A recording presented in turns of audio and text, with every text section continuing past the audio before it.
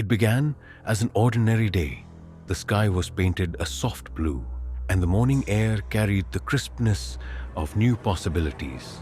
5 caviars, united by their love for adventure, stood at the entrance of Salamander Cave. It was a notorious cave, infamous for its cramped tunnels and challenging routes. To the world, it was a mystery. To this group, it was the ultimate challenge. Ryan, the leader, stood confidently with his helmet strapped on tight. He held a detailed map of the cave, marked with notes from previous explorers. "Remember," he said with a steady voice, "this cave tests patience and focus. Stick together and we'll make it out with a story worth telling." The others nodded in agreement.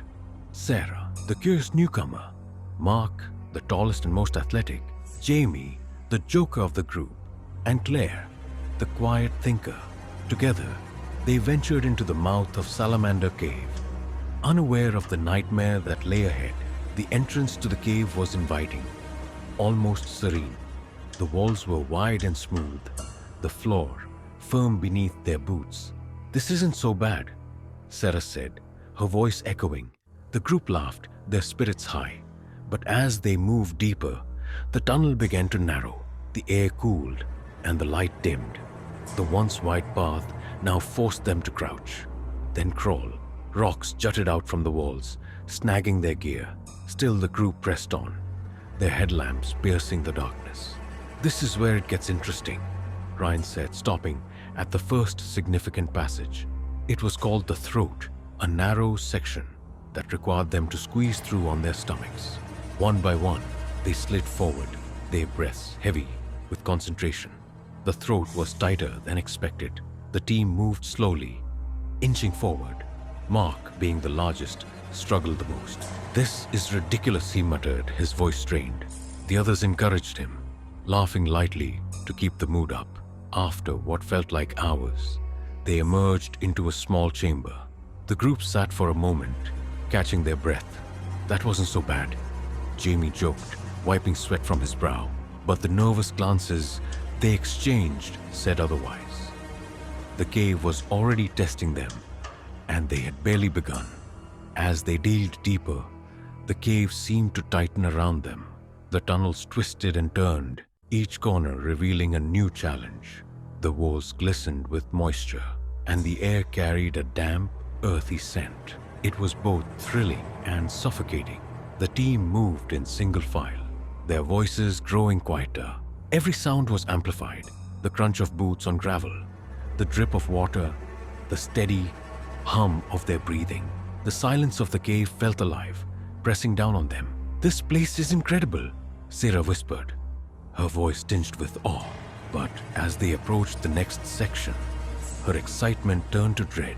They had reached the Salamander's Neck, a passage known for its claustrophobic design. It was a narrow tunnel that forced cavers to lie flat and inch forward on their stomachs. Ryan went first, demonstrating the technique. "It's all about staying calm," he said. One by one, the others followed. Sarah felt the cold rock press against her chest. She had to turn her head to the side just to breathe. Every movement was slow and deliberate. The darkness felt heavier here, the air thicker. When it was Mark's turn, things went wrong. Halfway through the neck, he stopped. "I'm stuck," he said, his voice tight with panic. The group froze. Mark's broad shoulders and chest had wedged him tightly in the tunnel. He tried to move, but the space was too tight. "I can't breathe," he said, his voice growing frantic. Ryan crawled back to him. "Stay calm, Mark," he said, his tone firm. "Breathe slow and steady. We'll get you out."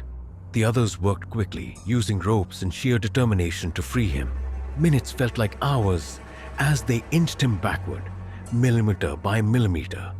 Finally, with one last pull, Mark was free. He collapsed in the larger chamber, gasping for air. The ordeal had shaken the team. The cave, once an exciting challenge, now felt like a dangerous predator, waiting to trap them again. Despite their fears, the group decided to continue. Turning back wasn't an option. The path behind them was just as treacherous as the one ahead. Ryan led the way, his confidence masking his own unease.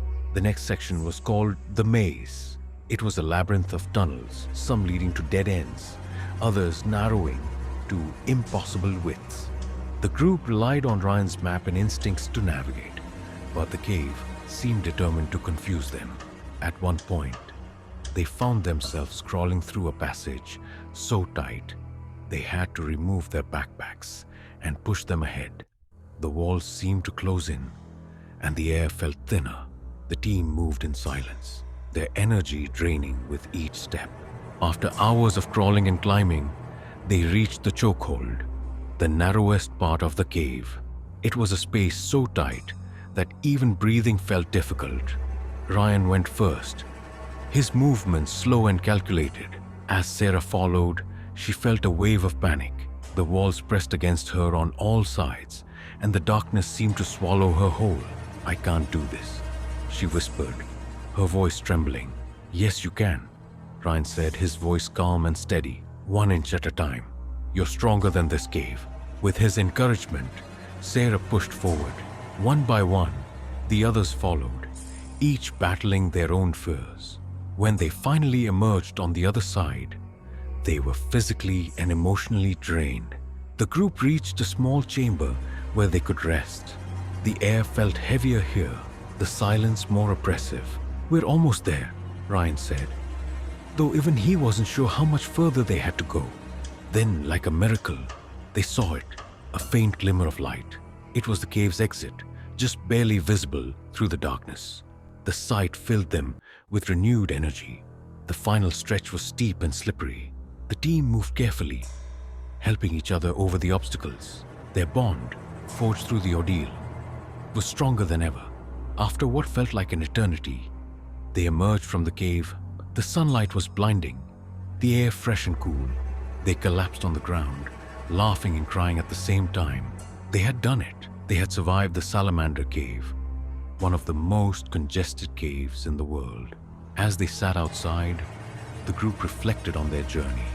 The cave had tested their limits, both physically and mentally. It had shown them the power of teamwork and the importance of staying calm under pressure. "Would I do it again?" Mark asked, laughing. "Not a chance." But deep down, they all knew this experience had changed them. They had faced their fears and come out stronger. Salamander Cave would forever be a part of their story. Salamander Cave pushed us to our limits, testing our courage, patience, and teamwork. The narrow passages and eerie silence forced us to confront fears we didn't even know we had. In the end, it wasn't just about surviving the cave. It was about discovering the strength within us. Adventure teaches us lessons no classroom can, and this journey will remain etched in our hearts forever. If you love thrilling stories like this, don't forget to subscribe to our channel for more daring adventures.